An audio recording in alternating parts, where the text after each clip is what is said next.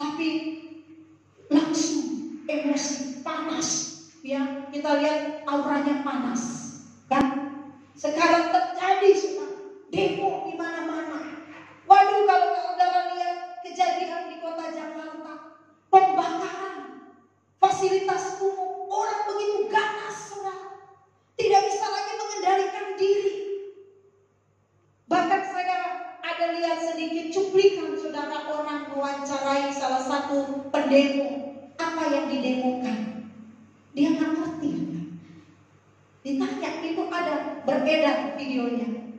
Ya, seorang wanita ditanya, apa yang membuat kamu ikut demo? Nggak tahu, katanya. Apa yang kamu tahu tentang keputusan DPR? Ya nggak tahu juga. Jadi dia ikut aja, coba. Ayah, orang udah terpancing hari-hari ini. Karena apa, saudara? Orang hidup menurut keinginannya, egonya. Saudara, kita harus membenahi diri kita. Kita harus mengalami kematian di dalam Kristus. Kalau saudara mau pulang ke rumah Bapa, kalau saudara mau menempati langit baru dan bumi baru, kalau saudara mau hidup kekal bersama Bapa, mulai sekarang saudara harus berjuang hidup mematikan manusia daging saudara. Saudara harus mematikan ego saudara, harus mematikan kesombongan saudara, harus mematikan semua manusia-manusia lama saudara. Kalau saudara mau bersama Bapa, tidak ada jalan yang lain, Bapak Ibu. Tidak ada syarat yang lain. Kalau saudara mau bersama Bapa dalam kekekalan, ikut Tuhan, sangkal diri, pikul salib, itu jalan satu-satunya. Kalau saudara mau ambil jalan pintas, bukan surga tujuan saudara. Kalau saudara mau ambil jalan pintas, saudara akan bisa hidup bersama Bapa. Karena jalan menuju rumah Bapa hanyalah jalan salib. Jalan salib artinya saudara harus mati seperti Yesus. Mati secara daging saudara. Hidupmu bukan lagi hidupmu, tapi Kristus yang hidup di dalam hidup saudara. Ciri-ciri orang yang mati saudara di dalam Kristus antara lain, dosa tidak lagi berkuasa dalam tubuh yang mana. Proses saudara harus alami. Enggak hanya menunda. Hari ini saudara tahan amarah, besok bisa meledak. Besok saudara tahan kebencian, lusa bisa saudara membenci.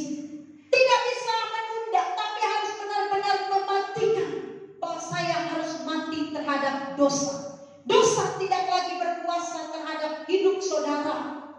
Ini adalah hukum yang terpenting dalam kekristenan. Itu sebabnya saudara menerima baptisan. Tandanya saudara mati bersama Kristus. Kita baca sekali lagi Roma 6 ayat 1 sampai 4.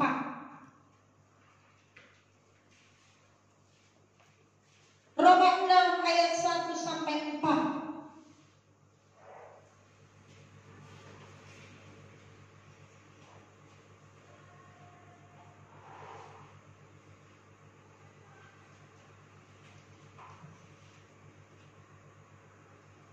Roma 6 ayat 1 sampai 4, demikian firman Tuhan. Jika demikian, apakah yang hendak kita katakan? Bolehkah kita bertekun dalam dosa supaya semakin bertambah kasih karunia itu? Sekali-kali tidak. Bukankah kita telah mati bagi dosa? Bagaimanakah kita masih dapat hidup di dalamnya? Atau tidak tahukah kamu bahwa kita semua yang telah dibaptis dalam Kristus telah dibaptis dalam kematiannya? Dengan demikian kita telah dikuburkan bersama-sama dengan Dia oleh baptisan dalam kematian, supaya sama seperti Kristus telah dibangkitkan dari antara orang mati oleh kemuliaan Bapa, demikian juga kita akan hidup dalam hidup yang baru. Ya, semakin bertambah kasih karunia, harusnya saudara semakin mengalami kematian di dalam dosa. Banyak orang berpikir, orang Kristen berpikir, karena mereka hidup oleh kasih karunia, mereka diselamatkan oleh karena kasih karunia, maka mereka hidup semena-mena. Justru karena saudara diselamatkan hanya karena kasih karunia, maka saudara harus mati di dalam Kristus.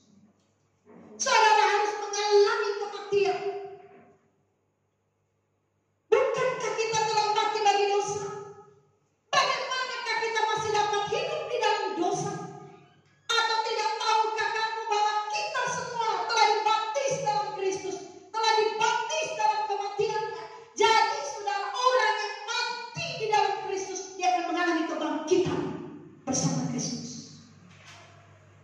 Jadi Kristen itu saudara bukan Kristen yang murahan. Kristen itu jalan salib, jalan Yesus. Saudara telah memilih, memutuskan menjadi murid Kristus. Saudara harus ikut jalan Yesus. Jangan ikut jalan yang lain. Jangan mau ditawarkan bahwa masuk surga itu mudah. Kalau ada orang datang menawarkan kepada saudara masuk surga itu mudah, selamat itu mudah, itu sesat Bapak Ibu. Ini firman yang katakan. Kalau ada Yesus yang lain yang ditawarkan kepada saudara, itu sesat. Karena Paulus memberitakan Yesus yang benar adalah Yesus yang mati di kayu salib, menderita demi melakukan kehendak Bapa.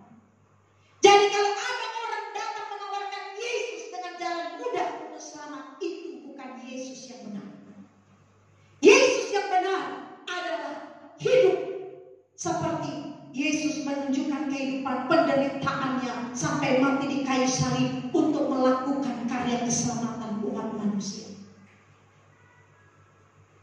Jadi ketika saudara terima Yesus, saudara menerima karya keselamatan, saudara harus mengambil keputusan mati.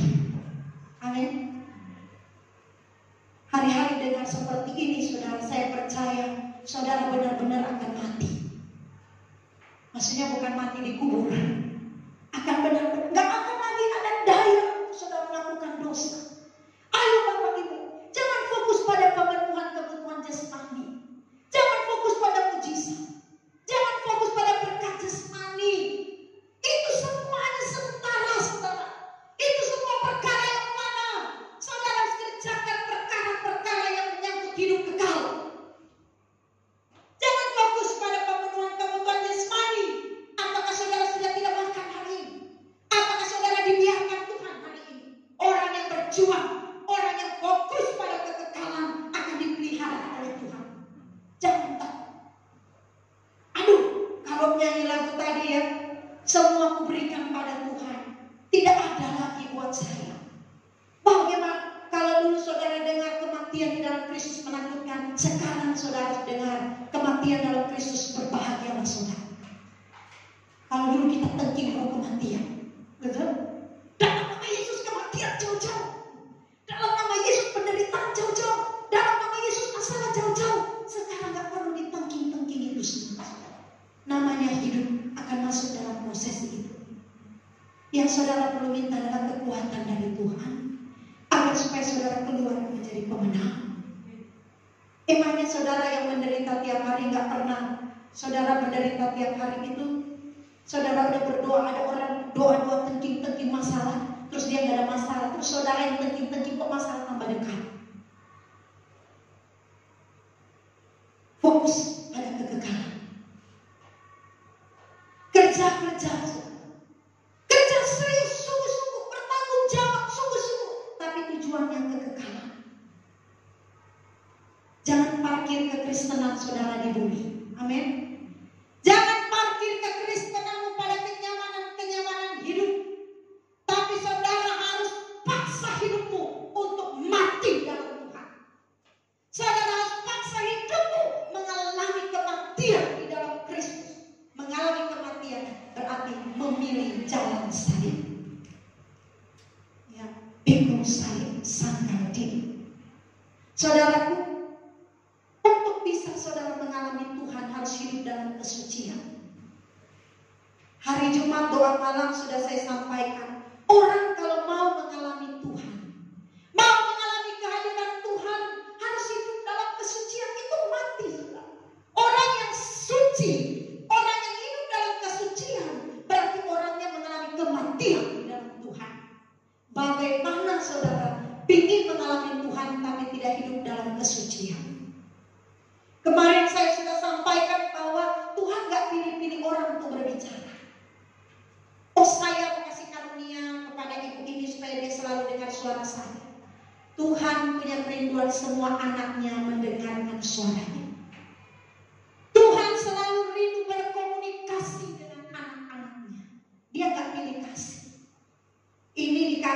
suara untuk mendengar suara Tuhan ini tidak. Tuhan mau semua dengar suara Tuhan. Syaratnya apa? Suci. Hidup suci. Amin. Sucinya di mana? Pikiran hatimu harus suci. Pikiran saudara harus suci, kudus. Hati saudara harus kudus. Dimanapun saudara berada, tidak hanya di ruang doa. Saat Anda memasak, saat Anda nyetir mobil, saat Anda bekerja. Kalau jaga kesucian hidup, Tuhan bisa berbicara. Nggak harus saudara kusuk di kamar. Ada hal-hal tertentu saudara ada di situ. Tapi ketika saudara bekerja, saudara jaga kesucian hidup, saudara jaga kekudusan hidup, Allah bisa bekerja. Jangankan itu, ketika saudara lagi pegang sesuatu, tiba-tiba misalnya hampir celaka, bisa saudara dengar Tuhan berbicara. Amin. Kamu lalai. Tuhan bisa berbicara. Pas mungkin lagi goreng ikan, tiba-tiba hampir kepercik minyak. Ya. Ada apa ini Tuhan? Bisa saudara. Kenapa saudara? Kalau saudara jaga kesucian, saudara bisa berjalan bersama Allah. Kalau jaga kesucian, di mana Allah ada, di situ, di mana saudara ada, di situ Allah ada. Kenapa banyak orang tidak bisa merasakan kehadiran Allah? Kenapa banyak orang Kristen tidak bisa merasakan, tidak bisa mengalami Tuhan? Karena tidak hidup suci. Orang yang hidup suci bukan hanya sekedar menunda berbuat dosa, tapi ia tidak lagi dapat berbuat dosa. Mau marah gak sanggup lagi, mau benci gak sanggup lagi, ya sudahlah, serahkanlah sama Tuhan. Kesucian penting bagi kita. Amin. Saudara mau bertemu Tuhan, hidup suci. Pikiran dijaga, hati dijaga, hidup itu dijaga. Kalau pikiran, hati saudara suci, saudara jaga kekudusan, maka akan lahir perbuatan-perbuatan yang berkenan dan menggerakkan hati Tuhan. Yang kedua, Bapak Ibu Saudaraku, hidup orang yang mengalami proses kematian di dalam Tuhan, hidup sepenuhnya hanya bagi kepentingan Tuhan. Saudara melakukan apa aja bukan untuk kepentingan saudara. Kalau saudara masih melakukan sesuatu untuk kepentingan saudara, saudara belum mati. Orang yang masih mencari kepentingan saudara, orang yang belum hidup untuk kepentingan Tuhan, dia melakukan segala sesuatu cari pujian. Saudara lihat, orang yang suka dipuji, ujung-ujungnya kecewa. Percaya. Sampai hari ini kita juga mengalami, melihat orang-orang yang kecewa. Kenapa dia kecewa? Cari pujian. Cari pujian manusia. Saudara kalau mau melakukan kebaikan untuk kepentingan Tuhan, kalau saudara mau menolong orang lain untuk kepentingan Tuhan, kalau mau melayani di sini untuk kepentingan Tuhan, saudara berpakaian yang cantik pun untuk kepentingan Tuhan. Amin. Saudara menghias dirimu untuk kepentingan Tuhan, bekerja untuk kepentingan Tuhan. Ini orang-orang yang telah memindahkan hatinya di kekekalan. Semua kepentingan Tuhan, sehingga kalau tidak dipuji, tidak kecewa. Wong buat Tuhan. Makanya ada lagu Bapak Erastus ciptakan, beriku hati, tuh tidak ingin dipuji. Beriku hati, tuh tidak ingin dipuja. Sebab hanya Engkau yang layak dipuji-puja. Tuhanku, ya Allahku. Jadi semua kepentingan Tuhan, nggak cari hormat. Saudara melakukan sesuatu, memberi lebih besar supaya dihormati manusia. Kalau saudara mau melakukan sesuatu hanya untuk cari pujian manusia, itu upahmu. Nggak ada lagi upah dari Tuhan. Kalau saudara melakukan sesuatu, memberi lebih besar supaya dilihat pendeta, dilihat orang lain, supaya saudara dihormati, itu upahmu. Gak ada lagi hormat dari Tuhan.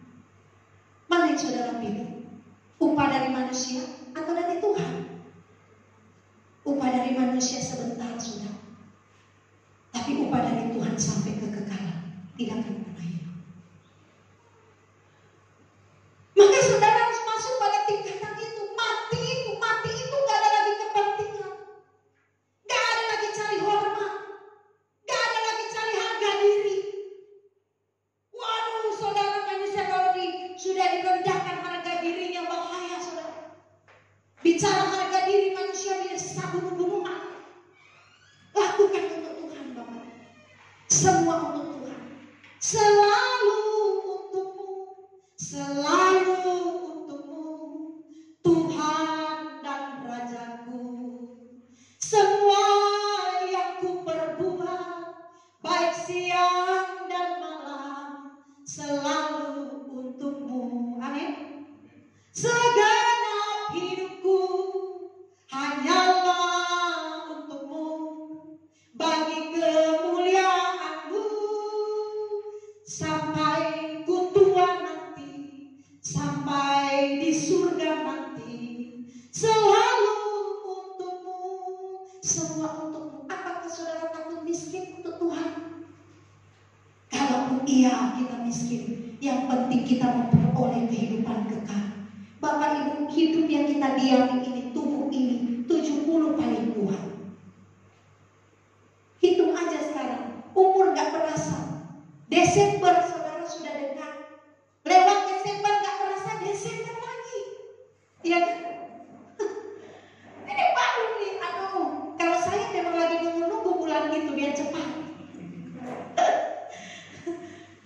Ya, cepat Desember. Waduh, apalagi kalau orang Manado, orang Batak yang mayoritas Kristen, kalau sudah ber mereka gak senang itu, karena mulai bau kue di rumah-rumah, ya kan? Begitu aja hidup manusia, saudara. Siang berganti malam, malam berganti siang, kerja, tidur, makan, aktivitas begitu aja, rutinitas, jenuh, bosan. Saudara, kita menantikan langit baru dan bumi baru. Amin. Penderitaan hari ini belum selesai, besok datang lagi. Masalah besok belum selesai, lusa datang lagi.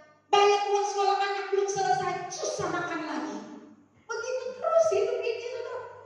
Mau cari kesenangan apa? Wow, belum selesai bicara urusan dapur. Anak-anak tiba-tiba ada yang sakit, uang lagi. Belum bicara urusan itu, rumah lagi tagihan datang. Hari-hari persoalan sini berganti.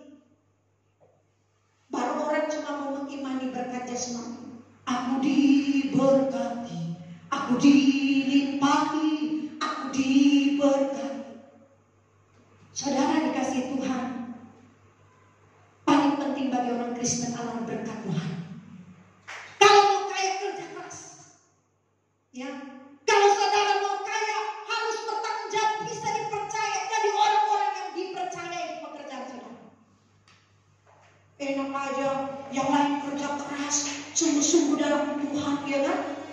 Oh, mereka lagi sungguh-sungguh pergi ke gereja, nggak pakai jam itu untuk bekerja ke gereja.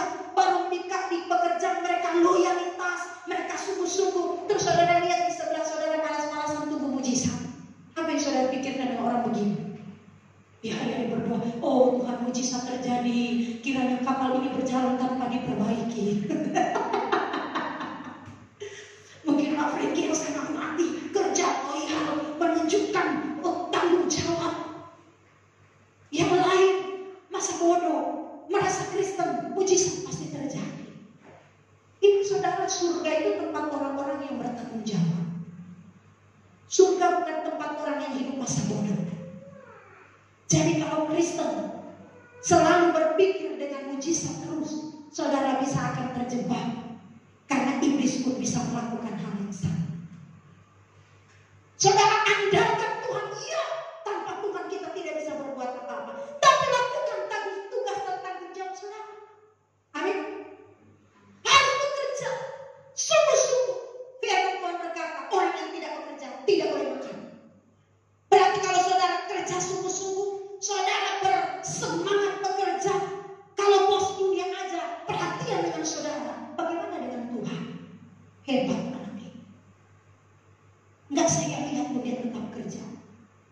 Saya lihat ada yang tetap kerja. Bagaimana saya tidak lihat orang seperti ini yang saya cari? Barang siapa setia pada perkara kecil akan dipercayai pada perkara yang besar. Jangan saudara pelajari orang-orang Kristen yang malas. Udah malas berharap mujizat. Mujizat terjadi bagi orang-orang yang bertanggung jawab. Lakukan bagian, Tuhan akan lakukan bagian Tuhan. Tapi sekali lagi saudara, hal-hal perkara-perkara duniawi itu saudara, itu tidak sebanding dengan perkara surga. Saya dan saudara sama-sama akan pulang ke sana. Semua yang kita miliki akan kita tinggal. Karena itu saudara, mulai sekarang lakukan segala sesuatu sepenuh hati bagi kepentingan Tuhan. Bos saudara lihat, pimpinan saudara lihat atau tidak, saya tetap bekerja karena ini untuk Tuhan. Baik, karena ada pimpinan, udahlah ayo kita santai-santai. Tidak, saya bekerja di kantor ini untuk Tuhan. Saya bekerja di perusahaan ini untuk Tuhan. Maka saya harus kerja sungguh-sungguh sekalipun tidak dilihat oleh mata pimpinan. Tuhan melihat. Orang-orang seperti ini saudara, mereka akan dipercayai oleh Tuhan di langit baru dan bumi baru. Makanya Kristen harus mati. Amin. Mati saudara. Orang Kristen yang mati artinya hidup dalam kesucian, hidup hanya bagi kepentingan kerajaan surga. Bahkan orang yang mati dalam Tuhan kelihatan daya di dunia, sensitif terhadap dosa. Orang yang mati dalam Tuhan kelihatan. Yohanes 4 ayat 34, Paulus berkata, Tuhan Yesus berkata, Yohanes 4:34, Tuhan Yesus berkata, makananku adalah melakukan kehendak Bapa.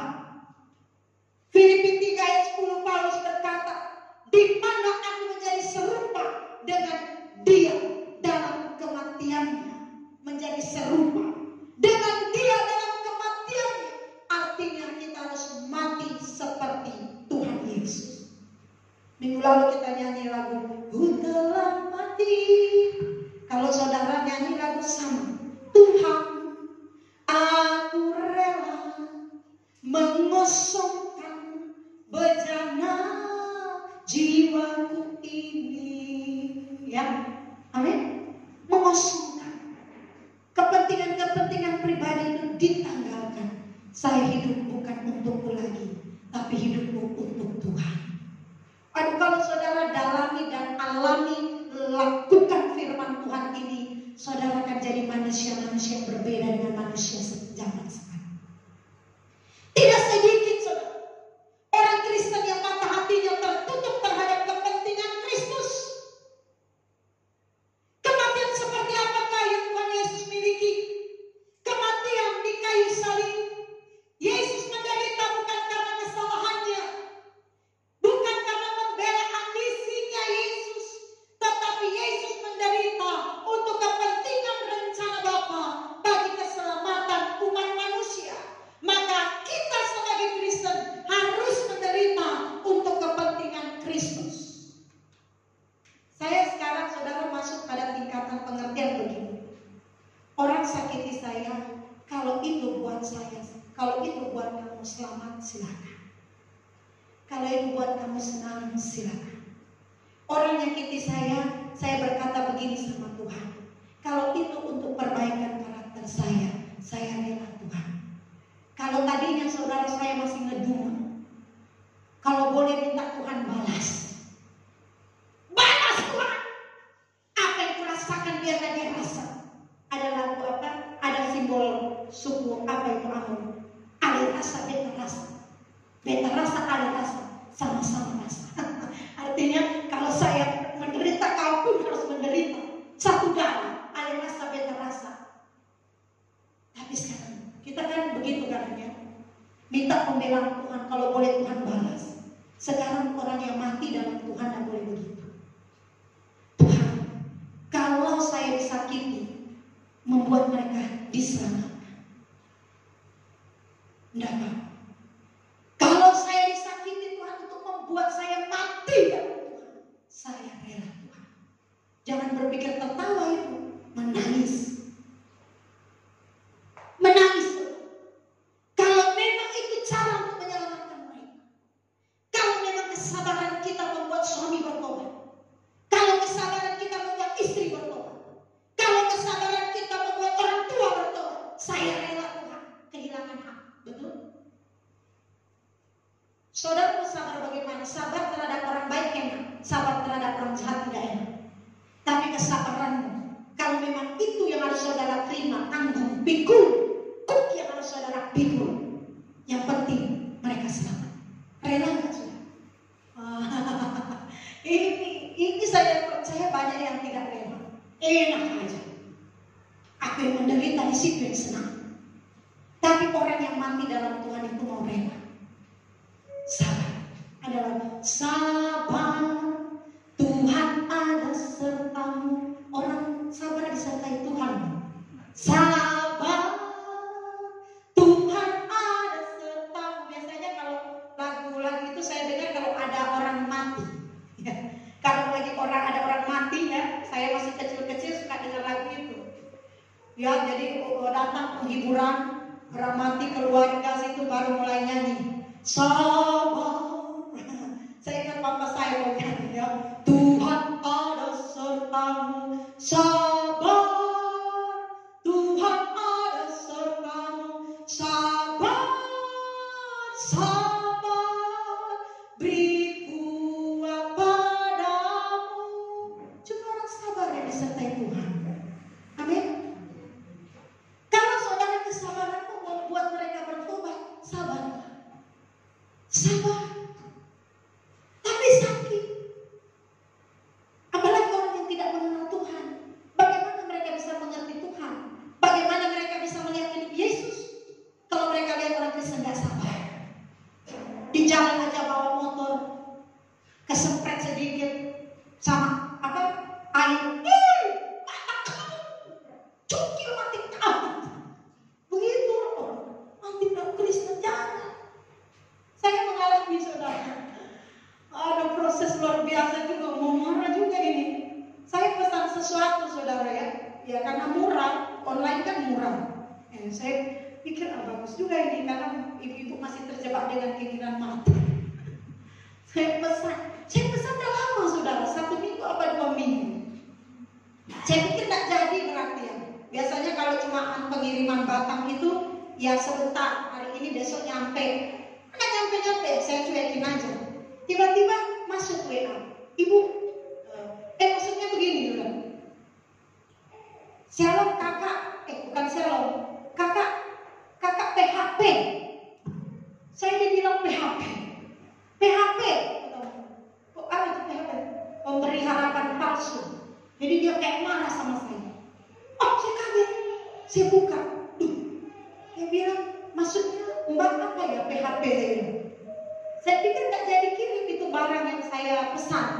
Dia bilang, sudah dikirim, tapi alamatnya palsu. Saya bukan Ayu Ting Ting. Apa ada itu? Ya alamat palsu, salah alamat. Saya bilang, saya sampai kirim bukti. Ini pengiriman dari Jakarta itu ada yang kirim pakai alamat yang sama. Bagaimana saya kasih kamu alamat yang sama? Pokoknya dia marah, dia rekam suaranya. Loh, saya udah tersinggung ini. Ini mulai bermain, mau mati atau mau hidupkan lagi dosanya. Waduh, saya udah geram. Ya yang mendengar apalagi udah panas. Kata bapak kemarin, udah video call, biar dia lihat muka kamu. Karena tetap dia ngotot. Dia bilang, iya kakak kasih. Saya bilang, mungkin kurir mbak yang salah alamat. Enggak, katanya alamat yang mbak kasih itu di Palembang alamatnya. Waduh, saya bilang, kok di Palembang? Nomornya, saya bilang, coba cek. Sudah ini tetap dia tak merasa bersalah. Dia merasa benar. Sedangkan kalau saya cek dia, ya sama-sama Kristen. Saya sampai timbul sombongnya. Apa dia nggak cek Facebook saya pendeta. Nah ini harga diri masuk kan? Ada masuk harga diri, masuk kesombongan, masuk ingin dihormati, kurang ekor dari berekornya. Masa nggak dia cek saya itu pendeta kok masih PHP? Ya saya pikir kalau saya keras sama dia atau saya batalkan tidak mau ambil, saya berpikir lagi, tiba-tiba dia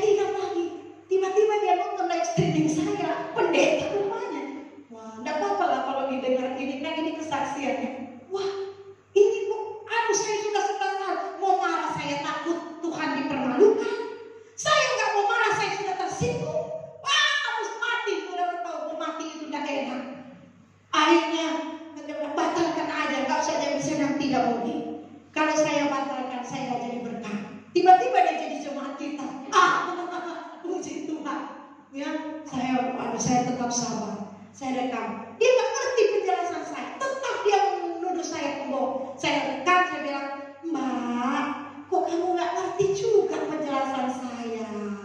Saya bilang, maksud saya itu alamannya itu betul. Udah saya rekam, tapi saya berusaha untuk bisa sabar, saudara. Untuk sabar terhadap orang bodoh makan hati, saudara. Wow. Akhirnya saya coba minta tolong itu kurir, di screenshot nomornya itu betul atau tidak. Saya udah ulang-ulang tetap gak nyambung. Kayak begini saudara mau marah. Saya pikir kalau gak ada rasa marah pun kita juga bodoh juga. Aduh, akhirnya sudah kasih Tuhan pas selesai itu tiba-tiba kurirnya. Dia bilang, pokoknya Mbak kasih nomor salah. Saya bilang, kalau nomor saya salah, Mbak tidak mungkin ber-WA sama saya. Ini WA saya, aku gak nyambung juga. Tiba-tiba saudara kurirnya masuk. Mbak, saya minta maaf, ternyata saya salah nomor. Saya bilang, iya abang. Ini kurir lagi, saya bilang, ini kurir, ini penyebabnya. Dia bilang, saya cek dulu namanya kurir itu. Kayaknya ini satu iman juga ini. Ya, akhirnya kurirnya bilang, Mbak, saya minta maaf, saya yang salah nomor. Nomor itu ini, dia kirim nomornya. Benar, 0812755. Sedangkan saya 081273755. Saya bilang, Mbak, salah kan? Saya bilang, iya, sedih saya Bang. Saya dibilang PHP. Iya, PHP itu dari mulut saya ke Mbak itu katanya. Jadi dia yang jadi jangan salahkan Mbak itu. Kurirnya pun baik, terus terang dia. Saya langsung bilang sama Mbak, ternyata kurirnya yang salah. Saya tunggu dia minta maaf. Tidak juga dia terima. Bilang dia minta maaf kakak. Ini dah ada Mbak. Sebenarnya ini dia merasa bersalah. Ya sudahlah. Oke, saya bilang kirim saja barangnya. Kalau kita nggak pakai hati Tuhan, batal aja itu. Ya, orang bilang saya juga nggak butuh itu. Gitu. Saya sampai sudah emosi tingkat tinggi. Saya bilang saya datang kurirnya dia di tempat, buka keluarannya. Kalau jangan ku kembalikan. Tapi Pak Sota ini nggak jadi. Jadi saudara, untuk proses kematian itu nggak mudah. Kalau ada yang bilang mudah, pertanyakan. Nggak mudah saudara. Jadi saudara kasih Tuhan, kita harus bertindak hati-hati dalam hidup ini. Ini menyenangkan perasaan Tuhan atau tidak? Amin. Sakit kok, ya nggak apa-apa. Lebih baik kita mengorbankan ego kita daripada kita korbankan perasaan Bapa. Katanya cinta Yesus, tapi kok hidup tidak sesuai dengan kepentingan Bapa. Katanya cinta Yesus, ku mau cinta Yesus selamanya, tapi kok sering korbankan perasaan Bapa. Orang yang mencintai seseorang, dia akan jaga perasaan orang itu. Orang yang mencintai seseorang, dia akan rela berkorban demi orang yang dia cintai. Kalau saudara katakan cinta Yesus, korbankan egomu untuk menyenangkan hati Tuhan. Amin. Korbankan harga dirimu untuk kepentingan Tuhan. Saudara, di dalam firman Tuhan,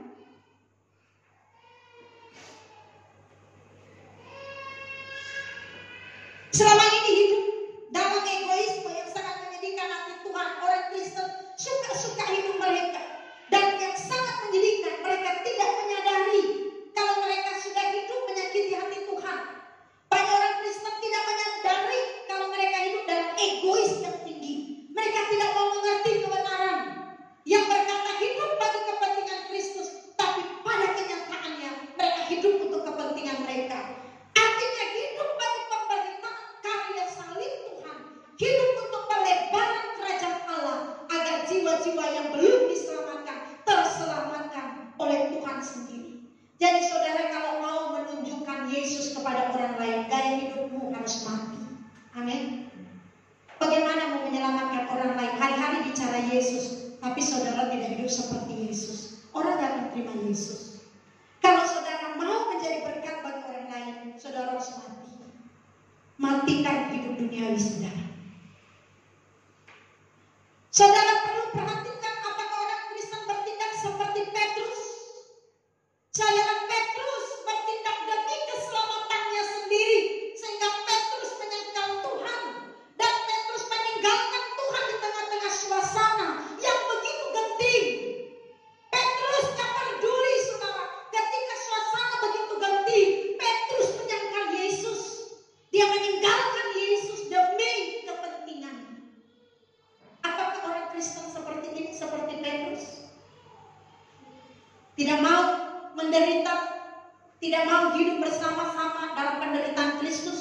Mereka tinggalkan Yesus seperti Petrus. Janganlah saudara, jangan sampai kita dicap orang dunia. Waktu senang kita ada, waktu susah kita tidak ada. Ataukah seperti Yudas, Yudas yang menjual Tuhan Yesus? Tentu di dunia hari ini banyak orang seperti Petrus dan Yudas. Banyak orang seperti Pilatus yang mau menyelamatkan diri sendiri, tidak melihat kepentingan kerajaan surga. Firman Tuhan katakan dalam Matius 16 ayat 25, karena barang siapa mau menyelamatkan nyawanya, ia akan kehilangan nyawa. Tetapi barang siapa kehilangan nyawanya karena aku, akan memperolehnya. Menyelamatkan nyawa Bapak Ibu, maksudnya adalah mementingkan kepentingan sendiri, bukan kepentingan Kristus. Kalau saudara hidup hanya untuk mementingkan diri sendiri, saudara kehilangan kemuliaan bersama Bapa dalam kerajaannya. Itu artinya kehilangan nyawa. Tapi kalau saudara hidup untuk kepentingan Kristus, saudara rela kehilangan nyawa, saudara akan mendapatkan kemuliaan bersama Bapa di dalam kerajaannya. Kalau saudara seperti Petrus, Yudas, Pilatus, saudara harus bertobat. Saudara harus rela hidup kehilangan nyawa demi kerajaan surga. Menyelamatkan nyawa saudara adalah mementingkan kepentingan sendiri, bukan kepentingan Kristus. Orang-orang seperti ini akan menjadi orang miskin yang tidak akan memiliki apa-apa dalam kekekalan nanti. Mereka akan kehilangan nyawa. Sekarang saudara pilihan hidup manusia. Saudara mau memperoleh nyawa atau kehilangan nyawa? Orang yang rela kehilangan nyawa, dia rela hidup bagi Kristus. Yang ketiga, mengarahkan sepenuh kepada perwujudan fisik kerajaan Allah. Kolose 3 ayat 3 sampai 4. Ya, tolong dibaca.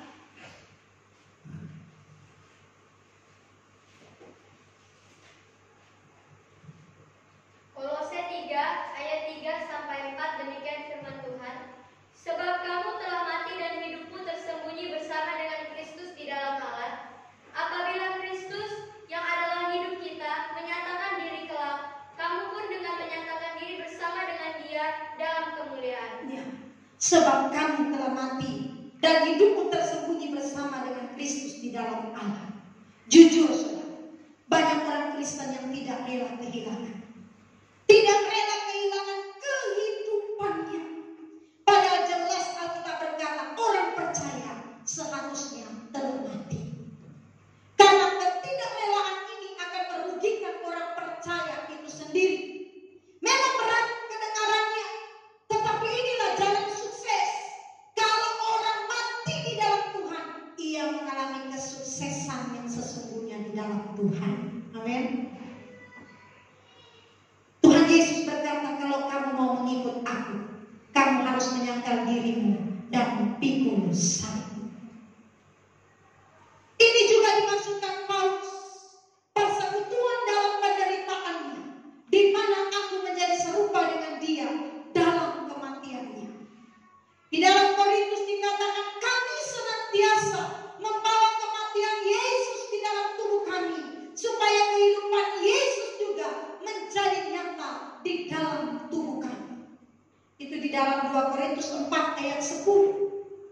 Kami senantiasa membawa kematian Yesus di dalam tubuh kami, supaya kehidupan Yesus menjadi nyata di dalam tubuh kami.